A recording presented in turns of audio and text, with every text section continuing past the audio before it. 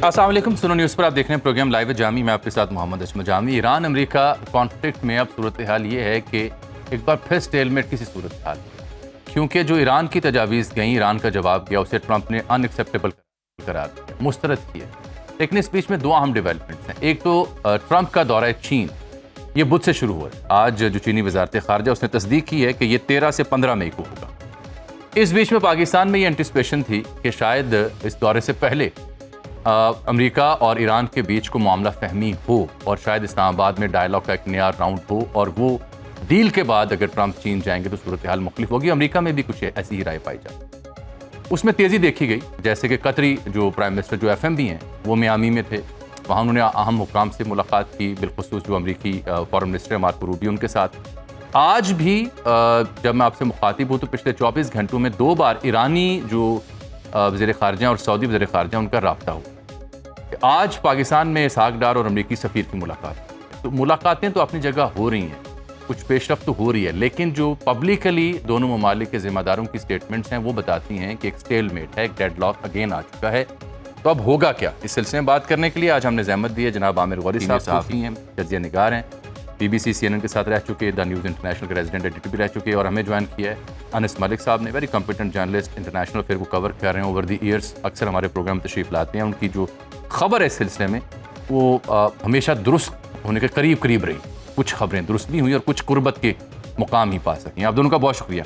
मैं आमिर साहब आपसे शुरू करूँगा। ये एंटिसिपेशन थी, एक्सपेक्टेशन थी कि शायद चीन जाने से पहले इस्लामाबाद में दोबारा रौनक लगेगी और शायद ट्रंप भी आ जाए चंद घंटों के लिए, लेकिन ये अचानक क्या हुआ है? आप कैसे रीड करते हैं? क्या ये स्टेलमेट रियल है या अभी भी कुछ बिहाइंड द सीन पेशरफ्त हो रही है? अजमल, बहुत बहुत शुक्रिया अपने प्रोग्राम के अंदर मुझे मदऊ करने के लिए। बिल्कुल एंटिसिपेशन थी और उसके बारे में जो है वो कयास आराई से ज़्यादा आगे जाके जो है वो बातचीत हो रही थी, जिसका कंफर्म चीज़ें थी। लेकिन मेरा ख्याल है कि कुछ डेवलपमेंट्स इस तरह की हुई हैं पिछले 1-2 दिनों के अंदर, जिससे पता लगता है कि ये जो बड़े मुल्क हैं, बड़े से मुराद है कि जो इस पॉलिटिक्स के अंदर यानी चाइना और अमेरिका, और फिर जो जिन मुल्कों के दरमियान लड़ाई चल रही है मेन, यानी अमेरिका और ईरान, वो डेफिनेटली उनके अपनी प्रायोरिटीज़ हैं इस जंग को ख़त्म करने के लिए और अपनी अपनी ऑप्शंस हैं। अब अगर फ़र्ज़ किया अमेरिकी सदर ये कह रहे हैं कि टोटली अनएक्सेप्टेबल है वो तमाम ऑफर्स जो ईरान अब हमें दे रहा है, तो इस तरह लगता है कि जिस तरह गेम जो है वो उस एंटिसिपेशन से आगे चली गई है। और उसकी शायद वजह मेरे ख्याल में ये है कि एक तो अमेरिका जो है उसके बारे में बेपनाह लिखा गया कि अमेरिका जो है, अमेरिका का सदर अपने हाथ पांव बंधवा के चाइना नहीं जाएगा, और उससे पहले जो है मेरा ख्याल सबसे बड़ी वजह ये थी इस एंटिसिपेशन की, जिसको जो अंडरपेन कर रही थी इसको। तो वो एक तो बताना चाहता है कि भाई मेरे हाथ और पांव नहीं बंधे हुए, ठीक है ना, मैं ईरान बावजूद इसके कि वो ह्यूज डिस्ट्रैक्शन हो सकती है, लेकिन इसके अलावा भी, इसके बावजूद भी मैं चाइना जा सकता हूँ। इसलिए कि जिस वक्त अब वो ये कह रहा है कि जो उसका ये ट्रिप है चाइना का, it will be a wild one. इस वजह से कि जो अब तक की इतलात हैं वो ये हैं कि शायद जब ये मुलाकातें होंगी 14-15 को, तो चाइना जो है वो प्रॉमिस करेगा कम से कम $1 ट्रिलियन जो है नया इन्वेस्ट करने का अमेरिका के अंदर। सही। तो वो अमेरिका को, अपने डोमेस्टिक ऑडियंस को जाके ट्रंप साहब जो है वो बता सकते हैं कि देखिए जी, मैं तो बड़ा कामयाब दौरा कर आया हूँ। अजीबोगरीब जो बातें करते हैं अपने ट्रूथ सोशल के ऊपर, उनको एक तरफ रख देते हैं। मेरा अपना ख्याल है कि 2-3 एलिमेंट जो हैं जामी, वो हमें अपने सामने रखने चाहिए। एक, फॉर इंस्टेंस, क्या ईरान जो है जी वो क्या ईरान पाकिस्तान को सारी कामयाबी का क्रेडिट लेने देता? नंबर 1, ठीक है ना, इस पर बहस हो सकती है। नंबर 2, क्या पाकिस्तान के पास ऐसी पावर थी कि वो तेहरान और वाशिंगटन को मजबूर कर सकता कोई एक पॉइंट ऑफ व्यू अपनाने के ऊपर, यानी जो भी बातचीत होगी, सुलह की जो भी कंडीशंस होगी। और नंबर 3, क्या ईरान ये ना चाहता कि कोई बड़ा मुल्क जो है वो गारंटर के तौर पे आए, जो चाहता है कि दोबारा जंग स्टार्ट ना हो, इजराइल के भी हाथ पांव बांधे जाएं या कम से कम रोका जाए? तो उसमें मेरा ख्याल है उनकी ख्वाहिश ये होगी कि डेफिनेटली जब प्रेसिडेंट ट्रंप चाइना के अंदर मिलेंगे, तो फिर चूंकि जो कुछ जंग चल रही है उसके अंदर ईरान का जो तेल उसको अलहदा रखते हैं, जो कुछ अमेरिका ने अपनी पिछले 6 महीने की जो पॉलिटिक्स की है, जो बंद करवाया है उसने तेल, एक वहाँ पे लैटिन अमेरिका के सदर को उठवा के अमेरिका ले गया अपने पास। तो जो कुछ है, अगर कल को वो तीसरा जो रूट है, चाहे वो ग्रीनलैंड का तेल है, चाहे वो रशिया का तेल है, वो चाइना जाने से, तो चाइना की इकोनॉमी जो है वो तो टाइड है ना, कम से कम 414 बिलियन की जो इकोनॉमी है वो अमेरिका को चाइना की, तो वो बहुत सारे पत्ते जो हैं वो अमेरिका के पास हैं और आई थिंक दोनों मुल्क जो हैं वो कोशिश करेंगे कि सही है। ये जो आपका इसके कि हम तीसरे मुल्क को फायदा पहुंचाएं। हाँ, ये जो आपका तीसरा नुक्ता है ना, चीन गारंटी का किसी बड़े मुल्क की, वो तो इसलिए दुरुस्त है कि वो जो ईरान के चाइना में इन्वेस्टर है, उन्होंने तो पब्लिकली कहा है ना कि हमें गारंटी चाहिए कि दोबारा हमला ना हो, और वो उनका इशारा गालिबन चीन की जाने भी है। मेरे साथ हैं गौरी साहब, मैं जरा अनस से लेटेस्ट ले लूँ। Anas, thank you very much for joining with me. ये बताएं कि what is the latest now. अब कुछ डेवलपमेंट तो हुई जो कम्युनिकेशन की है, जैसे मैंने जिक्र किया, चाहे वो सऊदी फॉरेन मिनिस्टर की हो राक्ची साहब के साथ, या पाकिस्तानी हुकाम की हो, फिर मियामी में जो कुछ हुआ, ये सब उस बीच में हो रहा है जब अमरीकी जो तजावीज़ थी उसके जवाब में ईरान की तजावीज़ को मुस्तरद कर दिया गया है। So as per now where do we stand? बहुत शुक्रिया जामी साहब for having me on the show. मेरे ख्याल से इंटरप्रिटेशन जो अमरीकी साइड की है या अमरीकी सदर की ट्वीट की जो इंटरप्रिटेशन है, उसको वो नाकाबिल कबूल होना तो सही है, लेकिन मुस्तरद करना मेरे ख्याल से गलत है। उनको रिजेक्ट नहीं किया गया, उनको उनके लिए लफ्ज इस्तेमाल किया गया है कि totally unacceptable. That being said, अभी इस वक्त जो सूरत हाल है मेरे ख्याल से एक कलीदी मामले के ऊपर रुकी हुई है, और वो मैजेस्टिक एक्स जिसको 23 अप्रैल को ईरानी शिप को इंडियन ओशन के अंदर अमेरिका ने कैप्चर किया था। उसके ऊपर 20 ईरानी सी फेयरर्स थे, 11 के करीब पाकिस्तानी सी फेयरर्स थे। वो सिंगापुर के वाटर्स के पास थी। अब ऑफ लेट पिछले 72 घंटों पे हमने देखा, जुम्मे के रोज पाकिस्तान के वजीर खारजा सेनेटर मोहम्मद इसहाक डार की अपने सिंगापुर के हम सबसे बात हुई विवेक बालाकृष्णन से, और उनसे ये बात की गई कि जी जो फॉर्मेलिटीज हैं वीजा एंड सो ऑन उसको सॉर्ट कर दें ताकि ये लोग हैंड ओवर कर दिए जाए। अब बात ये है कि ये लोग पाकिस्तान के हैंड ओवर सिंगापुर में क्यों किए जाएंगे? जो मेरी अंडरस्टैंडिंग है सारी साइड से बात होके, अमेरिकी साइड इस मामले को लेके बड़ी इंसिस्ट कर रही थी कि किसी तरह वो टर्की के हवाले किए जाएं। लेकिन ईरानी साइड का ये इंसिस्टेंस है कि उनका पाकिस्तान के ऊपर ज्यादा ट्रस्ट है, और इसी वजह से वो पाकिस्तान के हवाले करना चाहते हैं। तो एक कॉन्फिडेंस बिल्डिंग मेजर जो है वो यहाँ पे होगा। दूसरा ये कि अब से कुछ देर कबल ईरानी वजारत खारजा के तर्जुमान इस्माइल बगाई ने ये बात कही, और मैं उनके लिए ईरान के लिए सालिस अभी तक वाहिद सालिस सिर्फ और सिर्फ पाकिस्तान है, जो कि ऑफिशियली सालिस जो है अमेरिका और ईरान के दरमियान में है। उन्होंने कहा जी बकिया ममालिक बशमूल कतर के उनके दोनों साइड पे जो है वो बातचीत, उनके कॉन्टैक्ट्स हैं, उनके राब्ते रहते हैं, वो अपने आइडियाज जो है वो शेयर करते रहते हैं, और ये आइडियाज बशमूल foreign minister Seyed Abbas Araghchi से भी वो शेयर करते हैं। तो जो वाशिंगटन में मीटिंग हुई, मियामी में मीटिंग हुई, 4 दिन के अंदर 2 मरतबा वजीर आजम शहबाज शरीफ की कतरी हम मनसब से बातचीत हुई, मेरे ख्याल से उसका एक तसलसल है। आने वाले चंद घंटों में मेरे ख्याल से रिगार्डलेस के जो भी पब्लिक स्टांस लिया जा रहा है, इस वक्त भी जब मैं आपसे बात कर रहा हूं तो ये सिफारतकारी चल रही है। और ये जैसे आपने इंट्रोडक्शन में बताया कि अमरीकी नाज़िम उमूर की जो मुलाकात हुई उसी के एलामिया में ये बात लिखी हुई है कि ये जो सी फेयरर्स हैं, ईरानी सी फेयरर्स की रिपैट्रिएशन जिसको सिंगापुर असिस्ट कर रहा है, उस हवाले से भी बातचीत की गई है। तो कॉन्फिडेंस बिल्डिंग मेजर्स की ज्यादा जरूरत है। और अमरीकी सदर जिस तरह से आमिर साहब ने बात की, मेरे ख्याल से किसी ना किसी एग्रीमेंट, किसी भी फॉर्म में इस्लामाबाद डिक्लेरेशन जिसे हम कह सकते हैं, उसकी फॉर्म में हम जरूर अब करीब आ चुके हैं। डिक्लेरेशन में क्या होगा मेरे ख्याल से over the course of next few hours जो है वो क्लियर हो जाएगा। वो डिक्लेरेशन कब साइन होगा, क्योंकि प्रॉब्लम ये है कि ईरानी साइड का ये कहना है कि अगर हम मनोवन अमरीकी साइड की बातों पर अमल कर लें तो उनके पास भी एक डोमेस्टिक ऑडियंस है। और जो ये कैलकुलेटेड लीक्स आते हैं अमरीकी मीडिया में कि एक साइड पे अमरीका प्रपोज करते हैं और दूसरी साइड पे वही प्रपोजल एक्सियोस के ऊपर या डिफरेंट अमरीकी चैनल्स पर आ जाता है, तो that is of no good basically. तो ईरानी साइड किसी ना किसी तरह की अमेंडमेंट चाहती है, और मेरे ख्याल से कोई ना कोई बीच का रास्ता अब जो है वो निकल तो ये आपका ख्याल ये है कि अगले 24 घंटों में कोई ना कोई इसमें अहम पेशरफ्त ब्रेक थ्रू हो सकता है, डिस्पाइट ये जो 24 से 48 घंटों जी डिस्पाइट दिस पब्लिक पोस्टिंग। बिल्कुल ठीक है। अच्छा आमिर साहब, ये मैं देख रहा हूँ वली नसर ने ये लिखा है, बल्कि वो क्या बता रहा है इस सिलसिले में कि ये जो चीन का दौरा है ना ट्रंप का, ये आसान नहीं है किसी भी मुआहदे के बगैर वहाँ जाना, क्योंकि अगर वहाँ जाके अमेरिकन मीडिया कुछ का ख्याल है कि वो जाके कह सकते हैं कि चीन अपना रसूख इस्तेमाल करे, वो बड़ा वीक करने वाली पोजीशन होगी ट्रंप के लिए अगर इस सूरत हाल में वो जाते हैं और महज सिर्फ ट्रेड एग्रीमेंट ही करते हैं। 2 बड़े ममालिक के बीच मुलाकात हो जो कि पहले पोस्टपोन हुई और उसमें ईरान ज़ेर बहस ना आए, ये बड़ी अजीब बात होगी। और अगर ज़ेर बहस आए तो चाइना का अपर हैंड होगा। तो इस सूरत में क्या एंटिसिपेट आप करते हैं कि वहाँ बीजिंग में होगा क्या जब शी जिनपिंग से ट्रंप मिलेंगे? देखिए जामी, ट्रंप जो है ना इंतहाई मर्क्यूरिक किस्म का पॉलिटिकल कैरेक्टर है। वो किसी भी वक्त कोई ऐसी स्टेटमेंट दे सकता है कि सारा दुनिया का मीडिया जो है वो उसको डिस्कस करने लगे और पता लगे कि उसका लाएमल कुछ और है, ठीक है ना। लोग जो हैं उसकी लिखी हुई जो स्टेटमेंट्स हैं, चाहे वो 10 लाइन की हों चाहे 3 लाइन की हों, उसके अंदर से मीन मेख निकालनी शुरू कर देते हैं।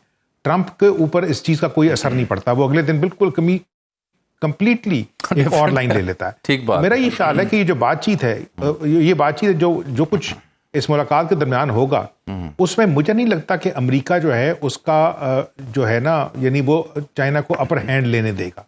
इस वजह से कि याद रखें कि चाइना की जितनी इकोनॉमी अमेरिका के साथ जुड़ी हुई है, चाइना अफोर्ड नहीं करता अमेरिका के साथ जो है ना किसी किस्म की जिसको अगर फर्ज किया जो है पंगेबाजी के अंदर, ठीक है ना। इस वजह से कि जितना जो एनर्जी स्टॉक चाइना को चाहिए अपनी जो भी उसकी इकोनॉमी है उसको मुसलसल चलते रहने देना, ताकि वो उसका डाउनफॉल ना आए, उसके अंदर किसी किस्म का जो है हिकअप ना आए, तो उसके अंदर अमेरिका ने यानी तमाम जो रिसोर्सेज हैं उनको कम से कम पकड़ के रखा हुआ है। तो इसका मतलब है कि उसके पास, अगर अमेरिका को ये पता हो कि चाइना की इकोनॉमी भी जो है वो मेरी वजह से जुड़ी हुई है, अगर मैं उसकी मार्केट ना हूँ सबसे बड़ी मार्केट, तो भी मतलब चाइना की दुकान बंद होती है। चाइना को वो दुकान चलाने के लिए जो रिसोर्सेज चाहिए, जो एनर्जी चाहिए, उसके ऊपर भी मैंने कंट्रोल किया हुआ है इस वक्त फिलहाल। तो इसका मतलब है उसके पास पत्ते तो हैं खेलने के लिए। सवाल सिर्फ ये है कि जिस वक्त वो वापस जाएगा तो वो इसी तरह की लाइनें जो हैं वो अपने सोशल मीडिया के ऊपर लिखेगा, क्योंकि अब से लेके उसको दिसंबर 3 तक, जिस हमने डिस्कस किया था, नवंबर 3 तक जो उसका मिड टर्म इलेक्शंस हैं, उसके अंदर अपने अवाम को ये बताना कि देखें भाईजान, मैंने जो है वो ना सिर्फ ईरान की जो कैपेबिलिटीज़ थी जिनको हमारा इतराज़ था, चाहे वो न्यूक्लियर एनरिचमेंट है या उसका जो भी पॉस्चरिंग है उस एरिया के अंदर, वो जो उसकी प्रॉक्सीज के जरिए जो वॉर थी उसकी हमने कमर तोड़ी है, बल्कि हमने चाइना जो है उसको भी बांध के रखा हुआ है, ठीक है ना। तो उसके पास कार्ड तो है डेफिनेटली, वो किस तरह प्ले आउट करेंगे क्यों नहीं। और तीसरी चीज़ ये याद रखें, मुझे इस तरह लगता है, अगर इसको मैं इसमें थोड़ा सा कंस्पिरेसी थ्योरी को भी जो है कि दोनों मुल्क जो हैं वो इस तरह है कि अगर फर्ज किया ईरान जो है उसका तेल पूरी तरह बंद तो नहीं हुआ, ईरान तो कहीं ना कहीं तेल जो है वो निकाल रहा है हॉर्मुज़ से भी, और अगर फर्ज किया ट्रंप की एक स्टेटमेंट के बाद जो ऑयल प्राइसेस हैं इंटरनेशनल वो अगर $5-7 बढ़ जाती हैं, तो जो जिस दिन एग्रीमेंट साइन होंगे कंपनीज के साथ, ये आपने देखा कि सारा का सारा मतलब मीडिया जो है दुनिया का वो बता रहा है कि जो ऑयल कंपनीज हैं, you know, they are making billions out of this war. बिल्कुल ठीक। और हमें ये पता है कि अमेरिका के अंदर जो सबसे बड़ी इंडस्ट्री है वो मिलिट्री इंडस्ट्रियल कॉम्प्लेक्स है, फिर ऑयल कंपनीज हैं, फिर टेक कंपनीज हैं। तो ये तो सारे फायदे में, इनके लिए तो जंग चलती रहे बेशक, देखें बंदे तो मार नहीं रहे अब, ठीक है ना।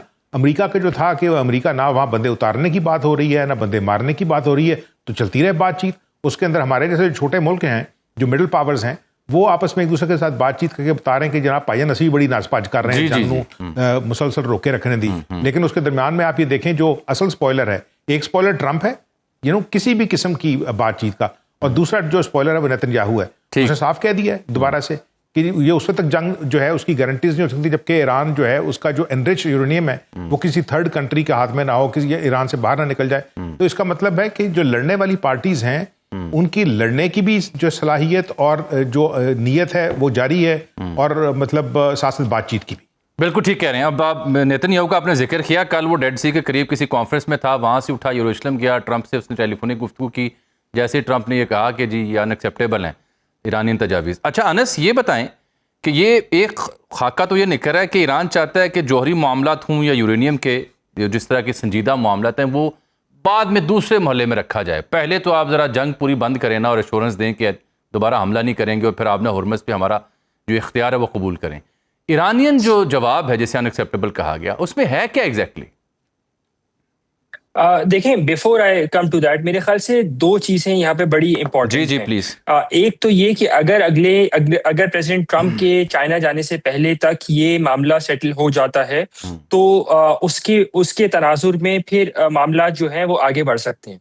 पहली सिचुएशन ये, और दूसरी ये कि अगर ये परसों तक मामला सेटल नहीं होता तो फिर ये एक ग्रैंड डील की तरफ जाएगा जो कि ईद के बाद 4 जुलाई से पहले तक हमें होती हुई नजर आएगी। ये दो डेट्स बड़ी इंपॉर्टेंट है, एक बात। दूसरी बात ये कि जहां तक आपने ईरानियन प्रपोजल की बात की थी तो उन्होंने इमीडिएटली फिलफौर तौर पे जंग को ख़त्म करने की बात की थी। उन्होंने जो पहले गारंटीज जिसमें अक़वाम मुत्तहिदा की सिक्योरिटी काउंसिल की रेजोल्यूशन थी, कांग्रेस की रेजोल्यूशन की बात की जा रही थी, उस हवाले से गारंटीज की बात की गई थी। फिर अमरीकी पाबंदियां जो हैं उनको ख़त्म करने की, खासतौर पे जो ऑयल एक्सपोर्ट को लेके जो रिस्ट्रिक्शंस हैं OFAC के अंडर, उसको ख़त्म करने की बातचीत की गई थी। अब ये अनक्लियर है कि क्योंकि अमेरिका ने प्रपोज किया था कि जो मेन डील के ऊपर बातचीत है वो जब एग्रीमेंट हो जाएगा, गोया अगर डिक्लेरेशन, इस्लामाबाद डिक्लेरेशन साइन हो जाता है, अगर हाइपोथेटिकली 11 मई को साइन होता है, तो 30 रोज के अंदर अंदर एक डील की तरफ बातचीत की जाएगी और डील को कंप्लीट किया जाएगा। और फिर एक जो कंप्लीट जो ब्लॉकेड है, नेवल ब्लॉकेड है, उसको खत्म करने की, अपना हुर्मुज़ खान खोलने की बातचीत की जा रही थी। तो इस पर्टिकुलर मामले के अंदर जो है वो सारी बातचीत आगे लेके चल रहे थे। लेकिन एज ए सेट कि अगर अगले 48 घंटों में 13 तारीख तक प्रेसिडेंट ट्रंप के चाइना से पहुंचने से पहले तक कोई डिक्लेरेशन अगर सामने नहीं आता है, तो मोस्ट लाइकली फिर ये मामला ईद के बाद तक जाएगा, क्योंकि बीच में हज आ जाएगा और ईरानी साइड भी उसमें ऑक्यूपाई होगी, फिर ईद आ जाएगी। और अगर किसी बाकी इंटरलॉक्यूटर्स को या बाकी फैसिलिटेटर्स को, इंटरलॉक्यूटर तो खैर गलत लफ्ज है, बाकी फैसिलिटेटर्स को या फ्रेंड्स एंड रीजनल एलाइज को, जिसमें टर्की, इजिप्ट, सऊदी अरब, कतर, ये इन्वॉल्व होंगे, तो अगर उनको साथ लेके चलना है उसको, उसमें एक बड़ी टाइम लगेगा। और मेरे ख्याल से the Pakistani side will be more focused कि जी किसी ना किसी तरह से सीज फायर जो है वो बेर मिनिमम जो उसका मेट्रिक होगा कि सीज फायर जो है वो होल्ड करता रहे। बिल्कुल, आमिर मेरे साथ रहिएगा। आमिर साहब आप भी और अनस साहब, छोटी सी मैं अक्सर ब्रेक ले रहा हूँ, दो मजीद निकात आपके सामने रखने हैं जो बिलखुसूस दौरा भारत है ईरानियन फॉरेन मिनिस्टर का, और फिर कतर सऊदी अरब की जो एफर्ट्स अभी रिसेंट पास में कपल ऑफ डेज में बिलखुसूस दिखाई दी, तो मिडल ईस्ट कैसे इमर्ज हुआ। छोटी सी ब्रेक लेते हैं। प्रोग्राम में एक बार फिर से आपको खुशामदीद कहते हैं। जनाब आमिर गौरी साहब और जनाब अनस मलिक साहब आज शरीक गुफ्तगू हमारे साथ इस सेशन में। गौरी साहब, ये कतर को हमने देखा, मियामी पहुंचे तो उनके FM PM भी रूबियो से मुलाकात की, फिर वो बाकी कंसर्न क्वार्टर से भी राब्ते में थे। सऊदी अरब के जो फॉरेन मिनिस्टर हैं वो भी ईरानियन फॉरेन मिनिस्टर से 2 दफ़ा बात कर चुके 24 घंटों में। बिलखुसूस मैं देख रहा हूँ इन दोनों को, इनके यहाँ ज़रा संजीदगी ज़्यादा है सूरत हाल को सॉर्ट आउट करने के लिए। क्या उसकी वजह ये जो नई गेम बनी या नया जो मंजरनामा है उसमें अपना फ्यूचर है या कुछ और रीजंस हैं उनकी?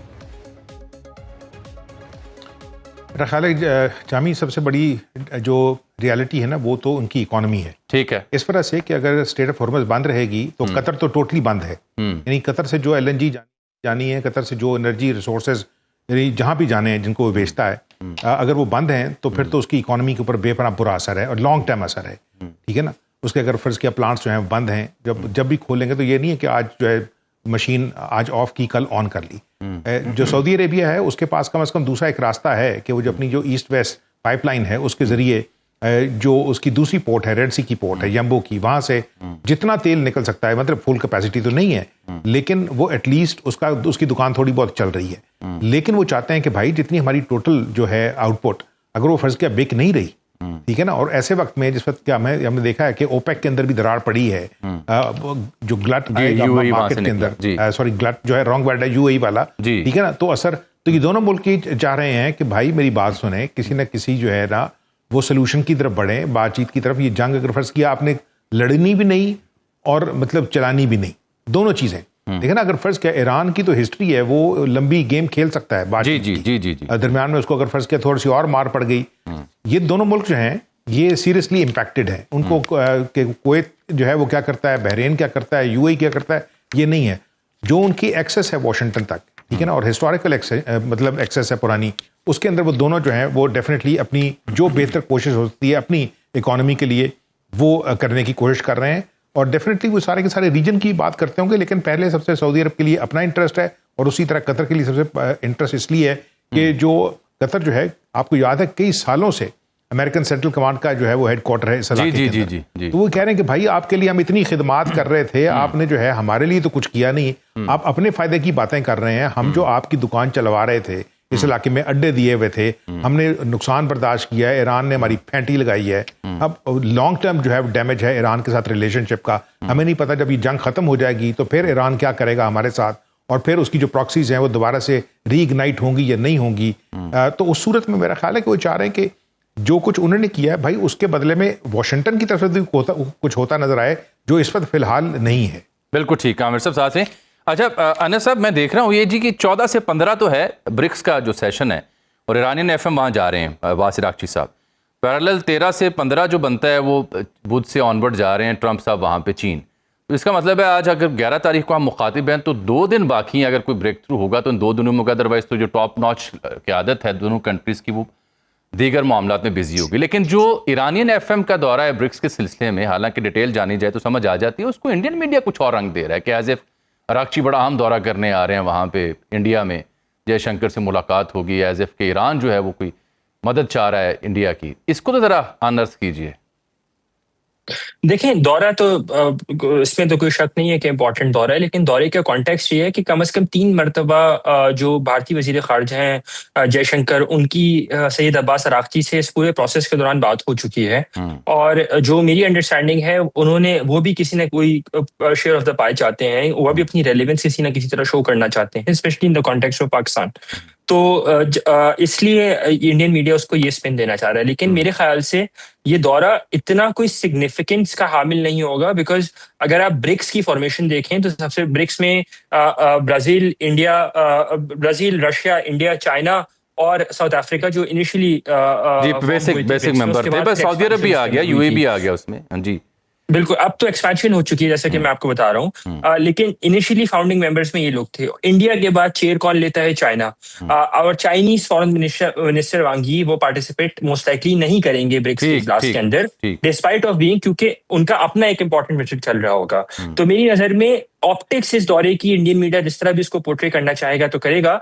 जहां तक आपने बात की कोई हाई लेवल विजिट या हाई लेवल साइनिंग के ऊपर, मेरे ख्याल से उसके चांसेस अब कम से कम हो रहे हैं, क्योंकि हाई लेवल साइनिंग का एम्फेसिस होगा डील की तरफ, जो कि मेन एकॉर्ड की तरफ जाएगा। अगर वो इस्लामाबाद में एकॉर्ड की बातचीत होती है तो इस्लामाबाद में होगा वो एकॉर्ड, अगर वो दोहा में बातचीत होती है तो दोहा एकॉर्ड की तरफ जाएगी बातचीत। लेकिन आई थिंक जो इंपॉर्टेंट फैक्टर होगा उसमें, उस सबसे पहले उसके लिए ये होगा कि जो नेगोशिएटिंग लीडरशिप, और हमने देखा है कि अमेरिकी एंड के ऊपर कुछ बातचीत करने वाले लोगों के अंदर तब्दीली आई है। जैसे जारेड कुश्नर के बारे में कहा जा रहा है कि अब वो उस तरह से इन्वॉल्व नहीं है जिस तरह से पहले इन्वॉल्व थे, और उनकी जगह डोनाल्ड ट्रंप जूनियर को रिप्लेस उनसे किया गया है। तो मुझे हैरत नहीं होगी कि अगर अगले 48 घंटों में ये मामला सेटलमेंट की तरफ जाता है, किसी तरह इनिशियल ड्राफ्ट की तरफ जाता है, और स्टीव विटकॉफ और डोनाल्ड ट्रंप जूनियर वो चीन जाते हुए रुक जाते हैं, और वैसे ही सैयद अब्बास अरागची भारत जाने से पहले इस्लामाबाद में रुक जाते हैं और किसी तरह की साइनिंग ऑफ दी डिक्लेरेशन या एग्रीमेंट की तरफ जाए, तो मुझे इसमें हैरत नहीं होगी। ठीक है, अनस मेरे साथ हैं। मगौरी साहब, अब आपका फ़ायदा मैं उठा रहा हूँ। ज़ाहिर बात अब सिर्फ ईरान और अमेरिका मामला, उसके ऊपर तो आपकी मौजूदगी में बात नहीं हो सकती। मुझे मुकामी सियासत भी याद आएगी, यहाँ पे भी मामला फंसा हुआ है। अब एक बार फिर प्राइम मिनिस्टर दावत दे रहे हैं अचकज़ई साहब को मुलाकात की। वो कहते हैं न्यूट्रल वेन्यू पे कह रहे हैं मुलाकात, आपके यहाँ मैं नहीं आ सकता। राना सना बड़ा अहम करैक्टर थे इस सिलसिले में, उन्होंने बड़ा रोल प्ले किया, और रिसेंटली जो मिलिट्री की आदत है वो भी कह चुकी जी पॉलिटिशियन ने खुद बैठ के मामला सेटल करने। तो ये जो इस बीच में ये मैं तो उसे बड़ी नई डेवलपमेंट समझूंगा, क्योंकि इस जंग से पहले इंडिया था, इस बीच में जो हमारी रिवायती सियासत है वो मंजर से थोड़ी गायब थी, तो अब उसको वो सर्टनली इमर्ज हुई है ऑन द स्क्रीन। उसको कैसे आप देख रहे हैं? What exactly is this? क्या ये सिर्फ ऑप्टिक्स हैं या कुछ संजीदा मामला है किसी नई तरमीम के लिए अपोजिशन को ऑन बोर्ड करने की कोशिश? मुझे लगता है तरमीम से ज़्यादा जो है ना, अगले महीने आने वाला जो बजट है, अच्छा, और उसके अंदर जो अवाम का तेल निकल रहा है, ठीक है ना, मेरा ख्याल वज़ीर आज़म ये नहीं चाहेंगे कि किसी किस्म की भी कोई ऐसी कोशिश जो है अपोजिशन की तरफ से जिसमें थोड़ी सी जान पड़े अवामी सपोर्ट से, उसको जो है ना, मेरा ख्याल है उसको जो है वो कम किया जाए, कमज़ोर किया जाए। सियासी चाल हो सकती है मेरे ख्याल में, इस वजह से कि बावजूद इसके कि जो अपोजिशन है उसके अंदर कोई एक्चुअल जान तो नज़र नहीं आती। हमने काफ़ी अरसे से इस तरह देखा कि पॉलिटिक्स जो है अपोजिशन की, वो सिर्फ एक ही पॉइंट के ऊपर है कि उनका जो बानी है, जो डायला के अंदर बंद हैं, उनके साथ मुलाकात की इजाज़त दी जाए, उनके जो केसेस हैं उसको जो है वो आगे देखा जाए, जो हॉस्पिटल जाना होता है, यानी उस शख्स की जो भी पर्सनैलिटी है उससे लेके आगे ये अवाम का कोई इशू उसके अंदर मुझे नज़र नहीं आता, चाहे वो KP हो या वाइडर कंट्री हो। तो उसके अंदर अगर फर्ज के ये बातचीत हो तो वज़ीर आज़म ये कह सकते हैं कि ना सिर्फ मैं बैनुल-अक़वामी जो महाज है उसके ऊपर पाकिस्तान के लिए सबसे बड़ी जंग लड़ रहा हूँ, मतलब बेपनाह इंपॉर्टेंस पाकिस्तान को मिली है डिप्लोमेटिकली, लेकिन मेरी अंदर भी कोशिश है कि मुल्क की जितनी पार्टीज़ हैं, ठीक है ना, क्योंकि एक जो बड़ी पार्टी है दूसरी उसके साथ तो वो मतलब ही is sitting very comfortably Pakistan Peoples Party के साथ, लेकिन अगर वो बातचीत शुरू कर सकते हैं तो वो ये एक तरह का मैसेज तो डेफिनेटली देंगे, पॉलिटिकल मैसेज, कि देखिए मेरी तरफ से ऑफर थी, लेकिन मेरा अपना ही ख्याल है कि वो ऑफर जो है I see it only as a cosmetic posturing, कि जो अगले 3-4 हफ्ते के अंदर जब बजट का काम शुरू होता है तो जो इस वक्त आवाम की हालत हो गई है बिल्कुल सिर्फ एक चीज को लेके, यानी जो पेट्रोल की प्राइसेस हैं उसको लेके, और उसकी जो सारा का सारा जो वाइडर इम्पैक्ट है बाकी प्राइसेस के ऊपर, आम आदमी जो है उसका तो जामी सांस जो है ना वो तंग से तंग होता जा रहा है। ट्रू सर, और लोग इंडिकेशन दे रहे हैं कि कोई एक चीज जो है लोगों को वो सड़क पे ला सकती है, और इस वक्त में इस किस्म की चीज सोचना, ठीक है ना, और जिस तरह लोड शेडिंग है आपको ही पता है सारा मुल्क जो है, तो मेरा अपना खाली it is a cosmetic effort, इससे ज्यादा कुछ नहीं। बिल्कुल ठीक, क्योंकि ये इत्तलात थी कि आप देखना लेवी के ऊपर जो कहानी खुल के आ रही है कि 80-85 के ऊपर एग्रीमेंट था, वो आगे ले गए टैक्स का शॉर्टफॉल पूरा करने के लिए। पर आप देखें चीचा वतनी और दीगर शहरों से बड़ी अफसोसनाक खबरें आ रही हैं, लोग कैसी कसम पुष्टि की ज़िंदगी गुजार रहे हैं। तो आमिर साहब, जैसे ये जंग किसी साइड पे जाती है, डोंट यू थिंक सो कि गवर्नमेंट के लिए बड़ा रियल चैलेंज होगा? फिर कौन सा नैरेटिव बिकेगा, कौन सी इंगेजमेंट बिकेगी? फिर तो यहाँ तवज्जो देनी पड़ेगी इंटरनल इशूज़ की। जामी मेरी बात सुने, आप ये देखें जब ये जंग शुरू हुई थी उसे एक हफ्ते के बाद पेट्रोल की प्राइसेस जो थी ना तकरीबन 260-266 रुपए थी जी, अब 414, ये तो इस हुकूमत ने अचीव कर लिया है। अब जहां प्राइस पहुंच गई है 414 पे, ये अचीव कर लिया है हुकूमत ने कि अब प्राइसेस जो है ना वो 390-395 के दरमियान रहेंगी। क्यों?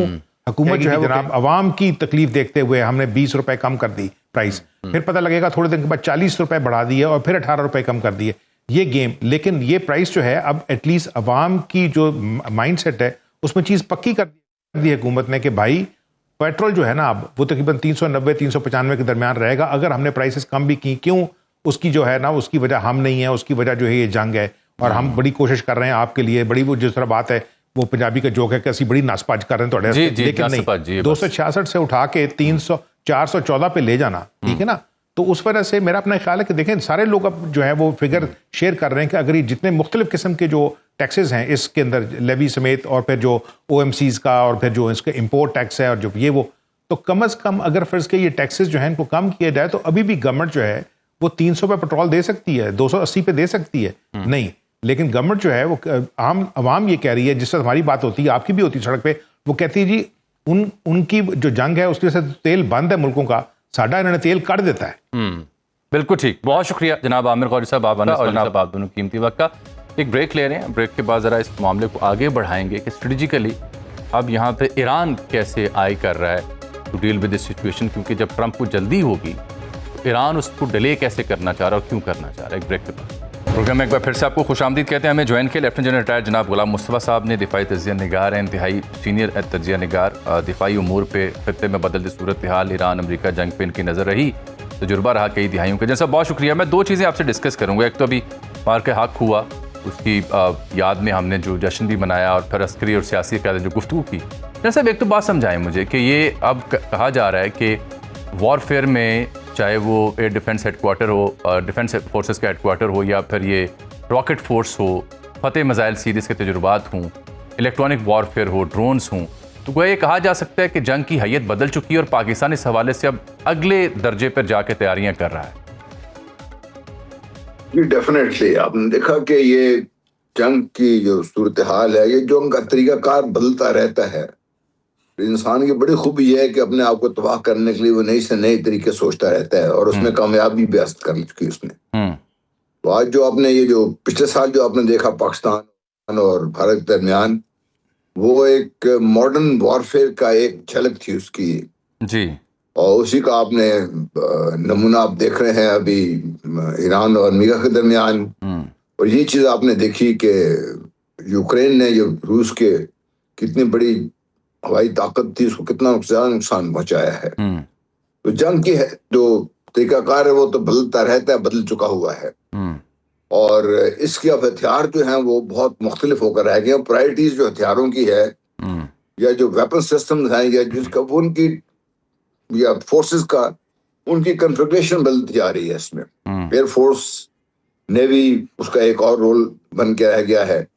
जो ग्राउंड फोर्सेस हैं, हमारी जो जमीनी फौज है, सबसे ज्यादा है हमारी फौज है, वो मेरा ख्याल है जब जंग में शामिल होगी तो उसके तक काफी सारा जंग का हिस्सा फैसला हो चुका हुआ होगा।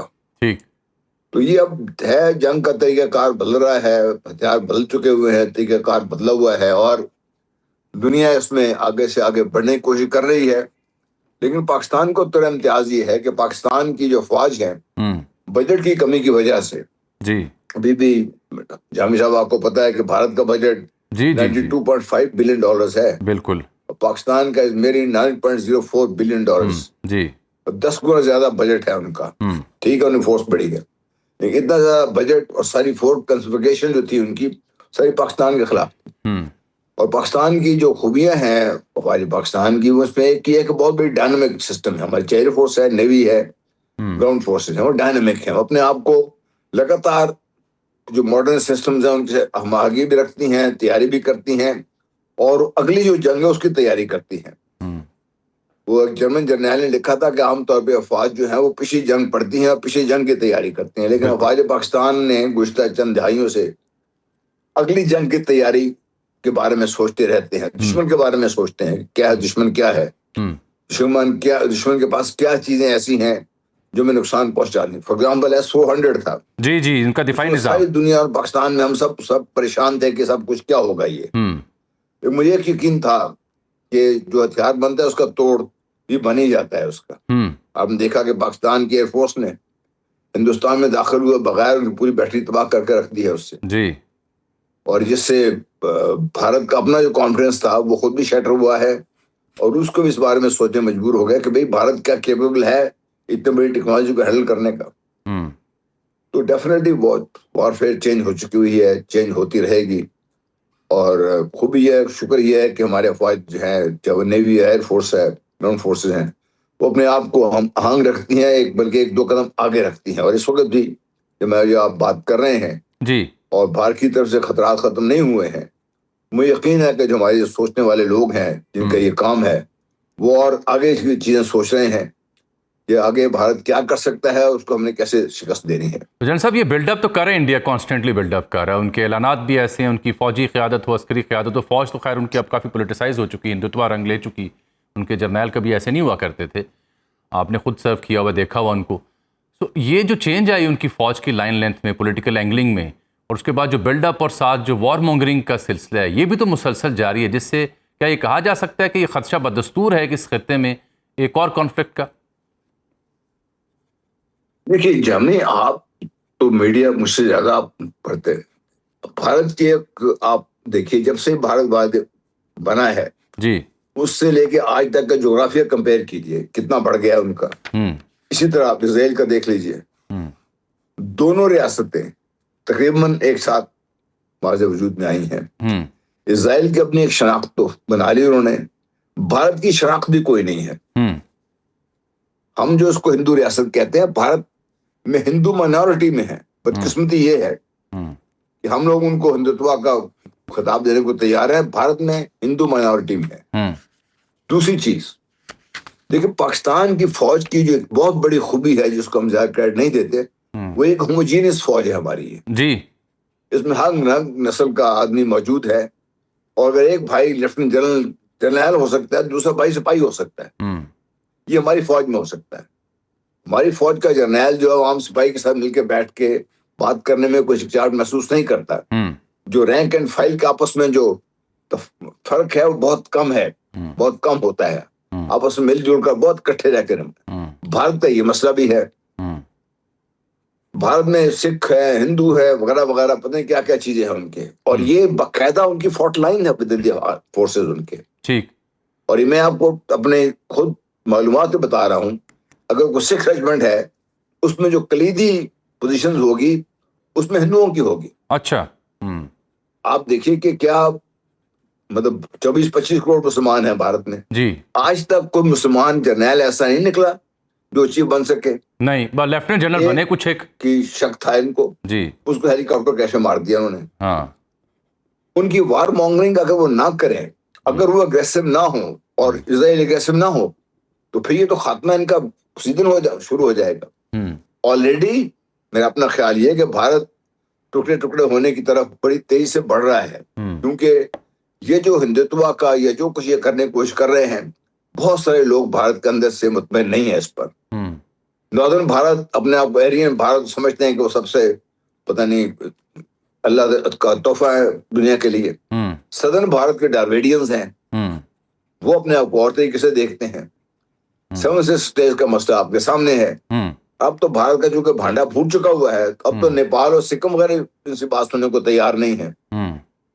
और पाकिस्तान और चीन का जो इश्तराक है, उसकी एक मिसाल आपने देखी होगी, पिछले 2 हफ्ते पहले पाकिस्तान ने ये बयान दिया था, जब भारत ने लद्दाख के 2 से 5 जिले बनाए थे, तो पाकिस्तान ने इसको मानने से इनकार कर दिया था। बिल्कुल ठीक।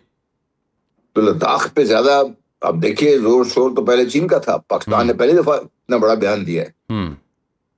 तो भारत की तरफ से खतरात हैं और रहेंगे। मेरा अपना एक सोचना है, हो सकता है मैं गलत हूँ इस जी, कि पाकिस्तान और भारत का एक टकराव होना है। अच्छा। और उस टकराव का नतीजा एक ही हो सकता है, दैट इज या तो पाकिस्तान घुटने टेक दे, जो मेरा ख्याल है कि पाकिस्तानी कभी ये मानने को तैयार नहीं। बिल्कुल ठीक, कुछ हो जाए इनका। हाँ, कंफर्ट। हमारी अजीब किस्म की कौम है हमारी। बिल्कुल ठीक, बिल्कुल ठीक। या भारत प्रोग्रेसिव हो जाए, बिल्कुल ठीक। इसके आसार आपको नजर आते हैं, क्योंकि भारत ऑलरेडी मैं समझता हूँ कश्मीरियों का कैदी है, 7 स्टेट का कैदी है। पिछले आप देखा मणिपुर में क्या हुआ, इन्होंने देखे भी मगरबी बंगाल में किसी के से इलेक्शन जीते हैं, जी, त्रिपुरा में किसी इलेक्शन जीते हैं, आसाम की 47 लाख मुसलमान खानदानों की शहरी मनसूख कर दी है। तो भारत के तो मसाइल बहुत ज्यादा हैं, और उन मसाइल से निपटने का उसको एक ही तरीका आता है, पाकिस्तान के खिलाफ बोलते रहो, पाकिस्तान। लेकिन जन साहब जब कोई फौज, जब किसी फौज, इतनी बड़ी फौज को ये रंग दे दिया जाए, मोदी का रंग या हिंदुत्व का रंग, और उनके चीफ जंग से पहले और बाद में मंदिरों पर जाके आशीर्वाद ले रहे हूँ और वो पीले फूल पहन रहे हूँ, किसी फौज का अगर ये रंग आ जाए तो ये बहुत बड़ी फॉल्ट लाइन इटसेल्फ नहीं होती? ये डेफिनेटली मैं यूएस कर रहा हूँ कि बहुत ज्यादा बड़ी फॉल्ट लाइन है उनकी। अल्लाह का शुक्र है कि पाकिस्तान को बड़ी, अल्हम्दुलिल्लाह ने पाकिस्तान में बहुत बड़ी नेमत है हमारे लिए ये। भारत की मैं कह रहा हूँ, मैंने तो आपको मिसाल भी दी कि 6 यूनिट में उनकी जो कलीदी जगह होगी, एडिशनल होगा, 2AC होगा, क्वार्टर मास्टर होगा, वो हिंदू होगा। वो सिखों को पूरी यूनिट में भी सिख नहीं होने देते। वो किसी कमांड पे, वो देखिए आप, ये सिख सीनियर कमांडर है, उसके नीचे जो स्टाफ होगा वो हिंदू होगा उसका। ये अब तो उन्होंने बाकायदा देखिए जो CDS बनाए हैं, पिछला CDS था वो बाकायदा सरफराइज था। अब जो CDS इसको रिटायरमेंट से लेकर आए हैं, वो टोटली मतलब इसका बीजेपी का आदमी है। वो तो बीजेपी के रैंक में काम भी करता रहा है, बीजेपी की तरफ से वो लोग। तो भारत की फौज, अब उससे कहने के बजाय में अगर ये कहें कि ये हिंदुओं की फौज है, बीजेपी की फौज है, और बजरंग बली के बजाय भी इन्होंने फौज इस्तेमाल करनी शुरू कर दी है, तो कोई गलत बात नहीं हो गई। बिल्कुल ठीक, बिल्कुल ठीक। बहुत शुक्रिया जनाब गुलाम मुस्तफा साहब इस मामले की कीमती राय का इजहार किया। नाज़रीन, आज के प्रोग्राम में इतनी ही, मुलाकात कल, तब तक के लिए अल्लाह।